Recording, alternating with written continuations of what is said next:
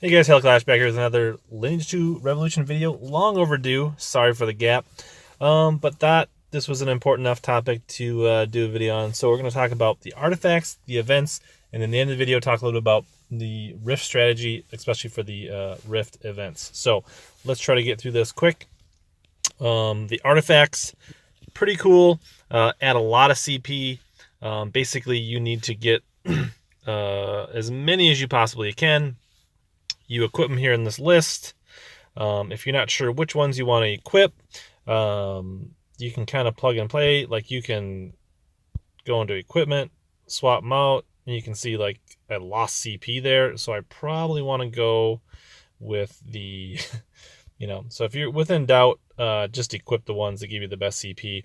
If you're a little more critical, look for the stats that you want. The bright blue bold ones are your primary stat, and the other ones are kind of your secondary stats. So you can see the total CP. I'm getting 27,000 CP. I'll show you how to get some of these as quickly as possible. The best ways to get them. And then basically you want to stack them. As you can see, as you get more of them, you get stars. When you get 6 or 7 of them, then they become cubes. And then you can start enhancing them and combining them and all kinds of things like that. So there's a whole lot of the stuff that's due. When we get more of them, we'll do a more in-depth video on artifacts, but for now, collect as many as you can. So how to get them, a couple places. One thing you want to do is every day in the special shop is click this on the lower left here where the little red dot is.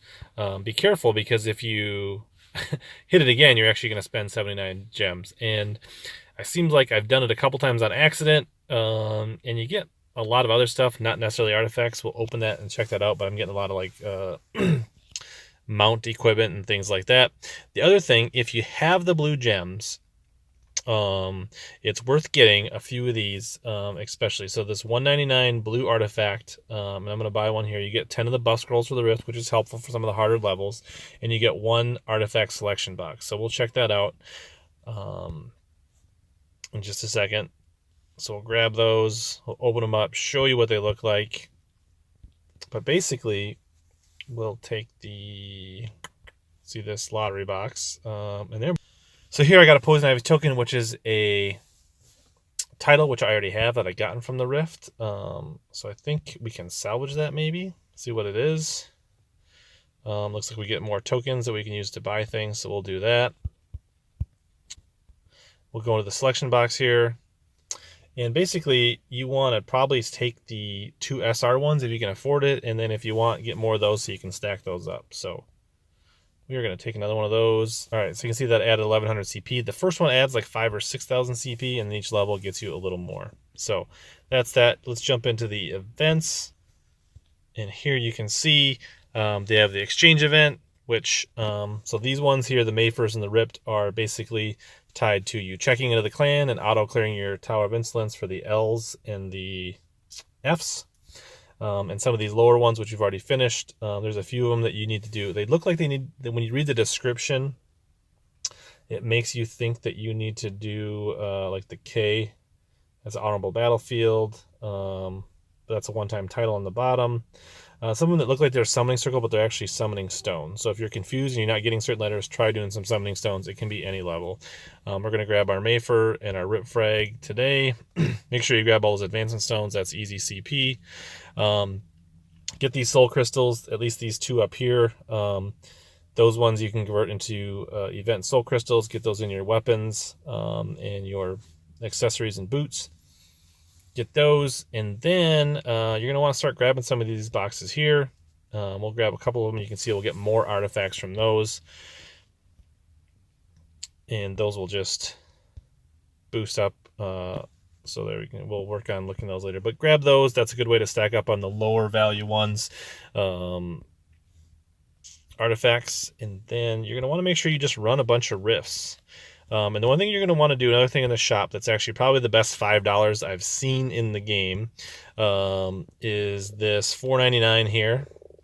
But basically it doubles your Rift rewards for 28 days for $5. So if you, basically it's like recharging once for free with the number of cores you get and the other things and the prizes you get from the Rift. which makes it a really good deal. And if you already are resetting, then you can get even more value. So I've been running like 2 and 3 rifts at the levels I can run every single day. So it's been pretty beneficial. So definitely get that. Then you can leverage that into running more rifts, and then you can knock out a bunch of these things here where you acquire soul crystals and get all these titles and all these rewards. You can see I got most of these complete. There are a few of them that we will get in the second half. So I think this half of the event looks like it maybe runs 37 days, or maybe it runs for another 17, and there's the second half, which I assume we will get the second half of the cores, much like we did in the Monster Strike event. So make sure you're stacking up on those, because once this event's over, much like the Monster Strike, you won't be able to finish these cores. So work really hard, get those rifts done, and you'll be all set on that. So now we'll jump into the rift portion. Here we are in the rift, facing Poison Ivy. We're in the hard version of Castle of Terror. You want to have a pretty good group. Takes a while to get through these. When possible, try to do at least one run where you can get through in less than 10 minutes so you can get your event rewards. But the big thing here is you want to watch the little green clouds above your head, and once you get a couple of those built up, you'll see a little number here start to go 3, 4. It gets to be a little bit debilitating, and that's when you want to go grab one of these recovery herbs, and it'll kind of wipe that free from you. So make sure you do that. The other thing is you want to make sure you use the buff scrolls on these tougher rifts. So that little purple thing flashing above my head, that's the buff scroll. Makes it much easier to take down these monsters in this event rift. So really, it just takes a little bit of time. You might die a couple times, but as long as you have a good party and somebody's staying alive, you can kind of just grind your way through these rifts. They're not super terribly difficult. So watch for the recovery herbs. Keep the DPS on Poison Ivy. Work through it. And that's kind of this part of the section. And then we'll take a break and finish the end here with Bane, which also was a little tricky, but not too hard.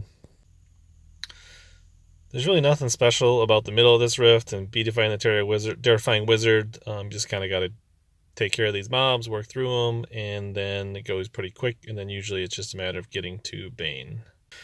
So once you get to the Scarecrow, it's going to open up to Bane. You'll have to fight him. You can see there's one or two, at least one person in this rift that has the costume, which is helpful.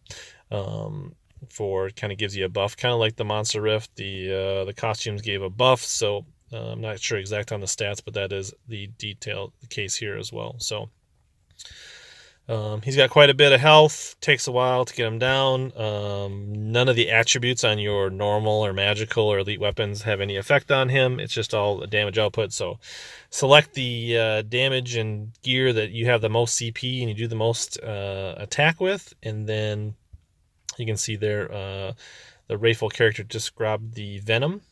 So basically each one of your tunes want to grab the Venom one time. And this is a good place to use those buff scrolls. Basically, you can only grab the Venom one time, and after you grab it more than once, it starts to have a negative effect on you. So you can see I'm going to go over and grab the Venom here.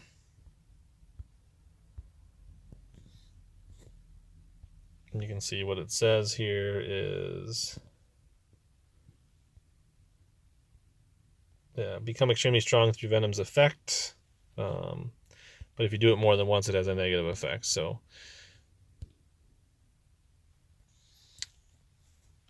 it's also not a terrible idea to have a few clan buffs on to get through these rifts if you're trying to do it for speed, as well as being within a party with a person or two that have the costume. So,